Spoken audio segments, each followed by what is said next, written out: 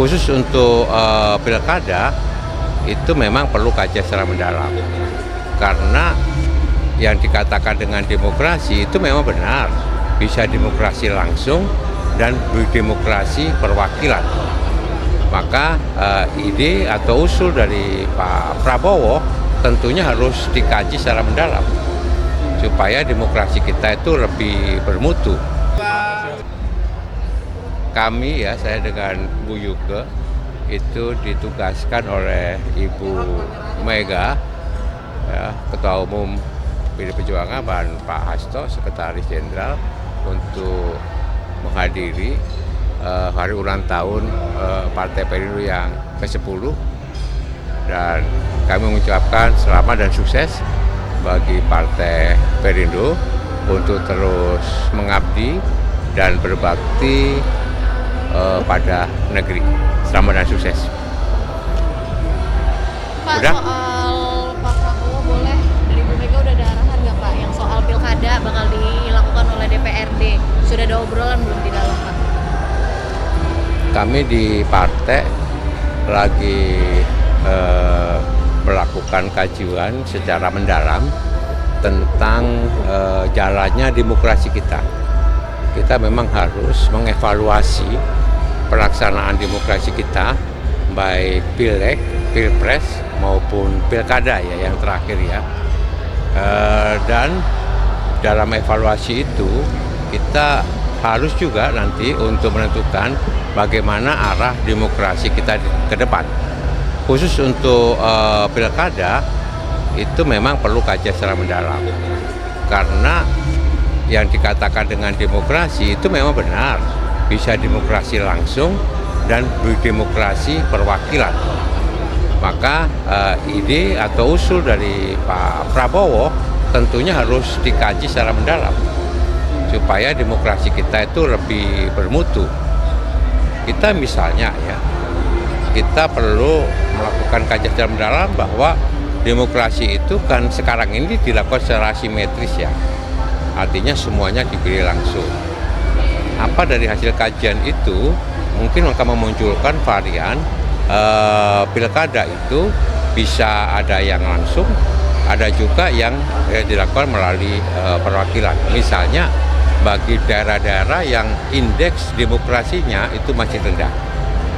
Contoh yang bisa secara langsung ya, indeks demokrasi di DKI Jakarta itu memungkinkan demokrasi atau pilkada itu dilakukan secara langsung. Tapi ada beberapa wilayah yang mungkin masih belum siap untuk bisa lakukan secara langsung, itu juga mungkin bisa dijadikan variasi bahwa dia bisa dipilih oleh DPRD bagi wilayah-wilayah atau daerah-daerah yang misalnya indeks demokrasinya itu masih rendah, misalnya begitu. Tapi di luar itu mari kita kaji berbagai macam kelemahan dan kelebihan demokrasi kita sekarang ini, karena demokrasi kita sekarang ini membuka peluang, misalkan ya, membuka peluang. Contoh kasus ya, kemarin rame bagaimana intervensi dari Parcok, bagaimana intervensi dari para PJ dan ketidaknetralan ASN, bagaimana bansos itu digelontorkan terus-menerus agar menguntungkan kandidat tertentu. Bagaimana proses demokrasi penghitungan suara dan sebagainya kemarin terjadi misalkan di Papua, sampai sekarang itu masih ada keributan di sana. Maka ini memang perlu kita evaluasi secara langsung, termasuk bagi para penyelenggara dan pemberian sanksi diskualifikasi ya bagi mereka-mereka yang melanggar. Nah, ini juga perlu dievaluasi. Saya pikir itu, tapi secara partai itu belum melakukan kajian secara mendalam, dan nanti kajian secara mendalam itu akan disampaikan melalui fraksi kita di DPR. Tentu kita akan diskusikan, bahas bersama yang terbaik. Ada pilihan beberapa seperti beberapa negara, ada gubernur, bupati, wali kota yang sebagian di satu negara dipilih oleh DPRD dan juga sebagian dipilih langsung. Itu juga sebuah pilihan ya bagi masyarakatnya yang dirasa cukup cerdas, bisa memahami situasi kondisi politiknya, itu diberi kesempatan untuk memilih langsung. Tapi bagi satu daerah yang diyakini belum baik, itu maka pemilihannya diserahkan kepada DPRD. Itu pilihan-pilihan. Jadi sekali lagi wacana ini memang perlu kita diskusikan bersama, bahas bersama. Apa disampaikan oleh Bapak Presiden, saya kira itu sesuatu yang baik untuk terus kita diskusikan, bahas bersama. Sebagaimana kita ketahui bahwa anggaran daripada pilkada langsung luar biasa, ya.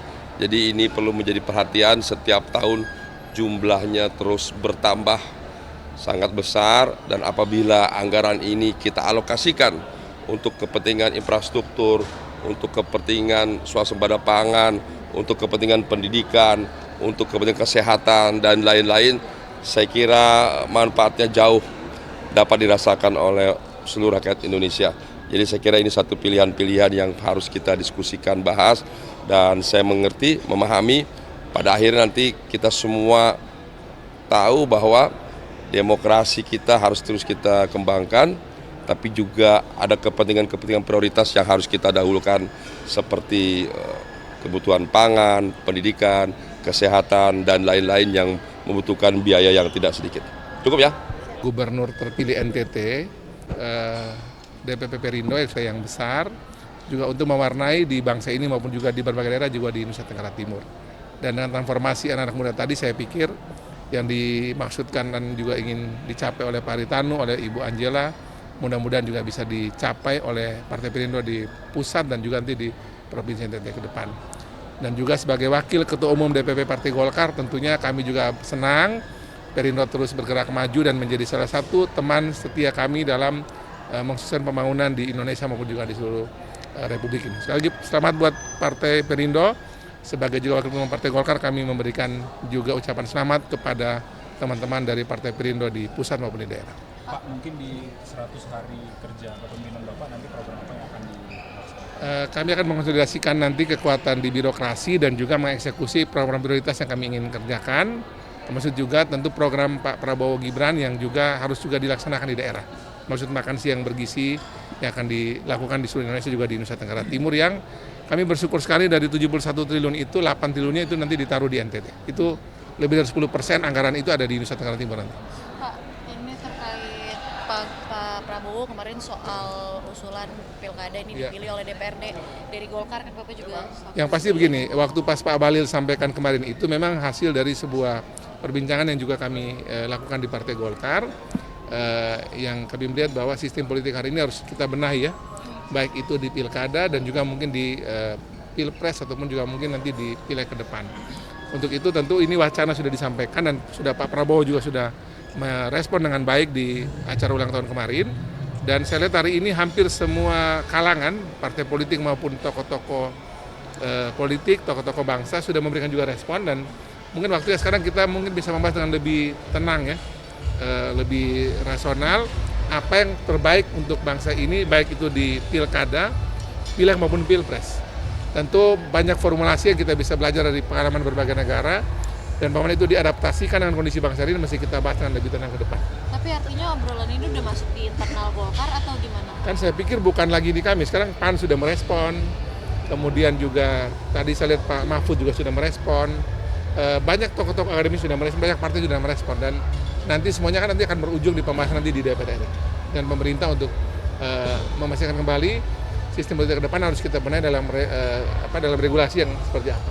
Tapi kira-kira efektif nggak sih Pak untuk menekan anggaran agar tidak mengeluarkan anggaran yang terlalu besar? Sebenarnya begini, kita kan yang kemarin yang waktu habis setelah Pak Balil sampaikan itu kan, Ketua Umum Partai Golkar sampaikan kan, Pak Prabowo langsung menyitir, ya, lihat pengalaman di Malaysia, Singapura sama India. Kita butuh sistem politik yang demokratis pasti, tapi dia harus efektif, efisien, dan tidak berbiaya tinggi. Dan semua partai mengalami, semua teman-teman politik ini yang di belakang saya ini teman-teman saya dari Perindo NTT, mereka juga mengalami dari pileg, dari pilpres, dari pilkada kemarin itu memang harus diakui bahwa sistem kita ini berbiaya mahal dan yang menguras banyak energi, ya. Yang menang maupun kalah juga pasti akan setelah pilkada pasti akan pusing. Bukan apa-apa, karena kita juga miris dari masyarakat kita kok jadi begini. Sehingga kita mungkin harus merapikan kembali, nanti tentu sekali lagi diskusinya harus dengan tenang, dengan rasional, dengan berbagai tokoh, berbagai kalangan, sehingga nanti setelah dapatkan rumusan yang tepat, mungkin akan menjadi keputusan yang akan diambil oleh pemerintah dan DPR. Selamat 1 dekade, 10 tahun Perindo berada dalam sistem perpolitikan Indonesia yang berkontribusi untuk kesejahteraan bangsa, dan saya mengucapkan selamat kepada Pak Ari, Mbak Ketum, Mbak Angela, dan seluruh jajaran Perindo di Sabang sampai Merauke, di seluruh Nusantara, dan tentunya mengharapkan yang terbaik bagi Perindo ke depan untuk membangun negeri.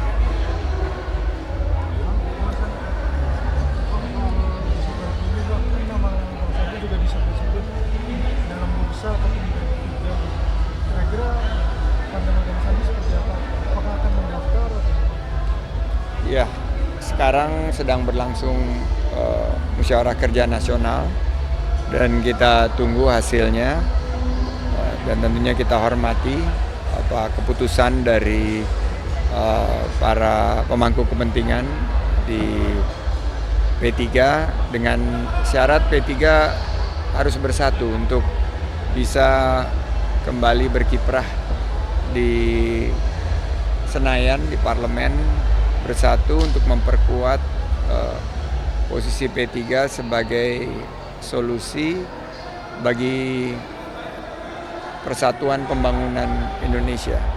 Dan kita melihat peluang itu ada. P3 punya potensi yang sangat luar biasa.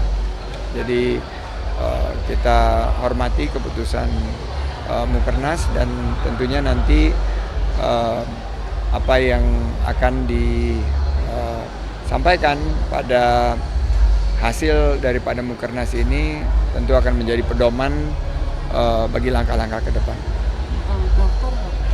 Kita tunggu hasil Mukernas yang nanti akan memberikan panduan-panduan, karena tentunya kita harus jaga persatuan. Itu yang harus kita utamakan. P3 ini sudah hampir beberapa tahun ini dihadapkan beberapa masalah, tapi untuk menghadapi masalah tersebut, tantangan tersebut bisa kita atasi dengan syarat kita harus bersatu. Terima kasih.